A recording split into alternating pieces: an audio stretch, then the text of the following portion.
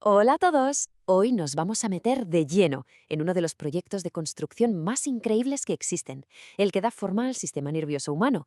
Es un proceso de una complejidad que, la verdad, cuesta imaginar y está guiado por la genética, pero también, y esto es clave, moldeado por la experiencia.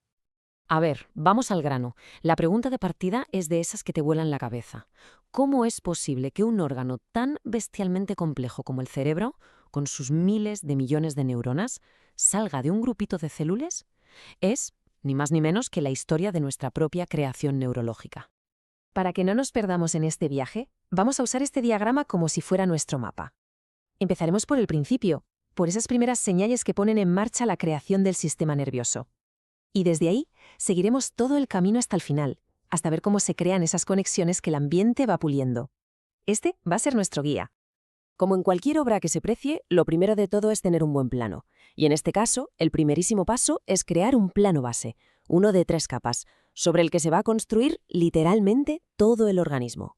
Pues mirad, más o menos 20 días después de la fecundación pasa algo fundamental, un proceso llamado gastrulación. Como se ve en la imagen, se pasa de una estructura de células bastante simple a esta otra, que ya está súper organizada en 3 capas germinales bien distintas. Es una reorganización total, el momento en el que se ponen los cimientos de todo el cuerpo. Y aquí está la clave de todo esto. Cada una de estas capas ya tiene su destino escrito. El endodermo, la de dentro, formará los órganos internos como los pulmones. El mesodermo, la del medio, se encargará de los músculos, los huesos, pero la que nos importa a nosotros, el punto crucial de nuestra historia, es el ectodermo, la capa de fuera. De ahí va a salir todo nuestro sistema nervioso. Vale, ya tenemos el plano. Ahora empieza la construcción de verdad, la de la estructura principal. Vamos a ver cómo esa capa de fuera, el ectodermo, se transforma en la base de todo el sistema nervioso central. A este proceso se le llama neurulación y funciona así. Primero, una parte del ectodermo recibe como una orden, una señal, para convertirse en lo que se llama la placa neural. Luego, esta lámina de células, como si fuera una hoja de papel, empieza a doblarse sobre sí misma. Y sigue doblándose hasta que los bordes se tocan, se juntan y ¡zas!, se fusionan, creando una estructura hueca, el tubo neural. Y claro, ese tubo tan simple no dura mucho así. Su parte delantera, la que va a ser la cabeza, empieza a hincharse, a diferenciarse y forma estas 3 vesículas, como 3 bultitos, que son el primerísimo boceto del futuro cerebro. Y es que cada una de estas bolsitas ya sabe lo que va a ser de mayor, por así decirlo. El prosencéfalo, el que está más adelante, va a ser el jefazo, el que se convertirá en las estructuras del pensamiento complejo. El mesencéfalo será como la torre de control, una zona de paso y conexión vital. Y el rombencéfalo, el de atrás, formará las estructuras que nos mantienen en marcha, como el cerebelo, que es clave para el movimiento. Bueno, hemos visto la estructura general, como si fuera el edificio. Ahora vamos a hacer zoom, pero un zoom a lo bestia, para ver a los obreros de esta construcción, las neuronas. Vamos a ver su increíble ciclo de vida. Y aquí, atención, porque este número es brutal. Se fabrican muchísimas más neuronas de las necesarias, un exceso masivo. Y se calcula que cerca de la mitad, están programadas para morir antes de que nazcamos. Pero ojo, esto no es un fallo ni un desperdicio. Para nada. Es una estrategia evolutiva brillante. Esta idea de sobreproducir y luego seleccionar a las mejores es lo que permite que el sistema se adapte y cree las conexiones más fuertes y eficientes. Es una parte fundamental del plan.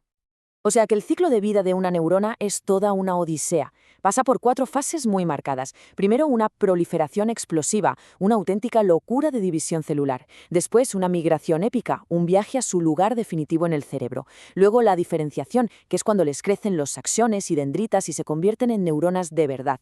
Y finalmente, para muchísimas de ellas, la apoptosis, esa muerte celular que ya estaba programada. Y este viaje, la migración, no es un paseo al azar, ¿eh?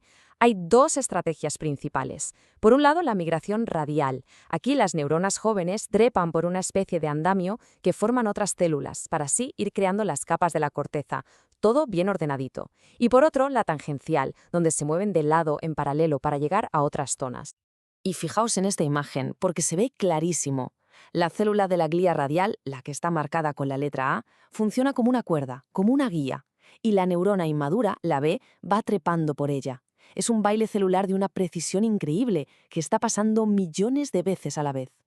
Vale, una vez que las neuronas llegan a su destino, ¿qué toca? Pues conectarse unas con otras. A este proceso se le llama sinaptogénesis.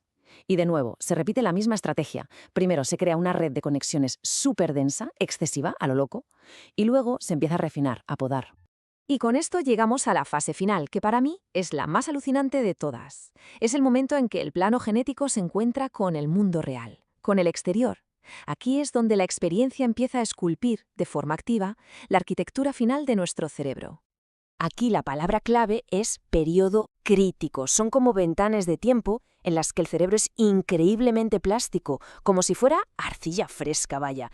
Durante estos periodos, lo que pasa en el entorno tiene un impacto brutal, determinante en cómo se organiza el cerebro. Básicamente, aquí funciona la regla de o lo usas o lo pierdes, pero a nivel de neuronas. Las conexiones que se activan por la experiencia, por lo que vemos, oímos o sentimos, se hacen más fuertes. Y las que no se usan, las que se quedan en silencio, se debilitan y al final desaparecen. Es un proceso de poda que optimiza el cerebro para el mundo concreto en el que le ha tocado vivir. Y claro, esto nos lleva de cabeza a la epigenética. Que no es que el ambiente cambie los genes, ojo, no cambia el ADN. Lo que hace es afectar a cómo se expresan esos genes. Cosas como la nutrición, el estrés, pueden poner como unas etiquetas químicas en el ADN que le dicen a la célula qué partes del plano genético tiene que leer y cuáles no. Y así, sutilmente, van alterando el desarrollo. Y con esto cerramos nuestro análisis. Si lo pensamos, el plano original, el maestro, está en nuestros genes, pero el edificio final, con todos sus detalles, sus acabados, lo termina de esculpir la experiencia. Así que la pregunta es, ¿quién es el verdadero arquitecto de la mente? Es algo que nos deja alucinados ante esa increíble danza entre la naturaleza y el entorno, la danza que nos convierte en quienes somos.